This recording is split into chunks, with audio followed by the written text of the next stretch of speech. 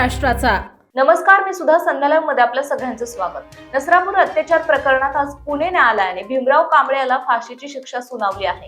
3 वर्षीय चिमुरडीवर अमानुष अत्याचार करून हत्या करणाऱ्या आरोपीला अवघ्या 60 दिवसात शिक्षा मिळाली। या निर्णयावर माधवी नाईक यांनी समाधान व्यक्त करत पोलीस प्रशासन आणि न्यायालयाचे कौतुक केले। चिमुरडीला अखेर न्याय मिळाल्याची भावना त्यांनी व्यक्त केली आहे।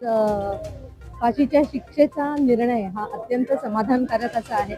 मरेपर्यंत फाशी हा जो निर्णय कोर्टाने दिलेला आहे, त्यातून जी पीडित आपली एक लेक गेलेली आहे तिला न्याय मिळाला असं म्हणता येईल। एक आई म्हणून विचार केला तर अत्यंत समाधानकारक असा हा निर्णय आहे।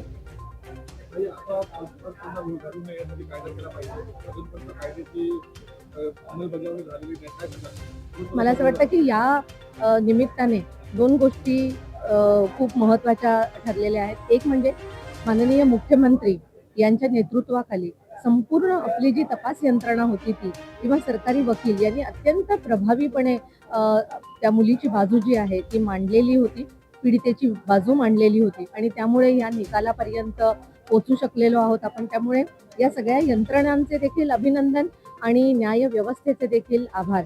याच्या पुढच्या काळातही माननीय देवेंद्रजी हे अत्यंत संवेदनशीलतेने सगळ्या महाराष्ट्रातल्या लेकी बहिणी या सगळ्यांच्या पाठीशी ठामपणे उभे आहेत। त्यामुळे प्रलंबित असलेले खटले किंवा नव्याने अशा येणाऱ्या जर का काही केसेस असतील तर त्या बाबतीमध्ये देखील ते इतक्याच संवेदनशीलपणे ती केस पुढे जाण्याकरता, निर्णयापर्यंत जाण्याकरता नक्कीच प्रयत्न करतील असा आमचा विश्वास आहे की आजचा दिवस हा या मुलीच्या निर्णयासाठीचा होता।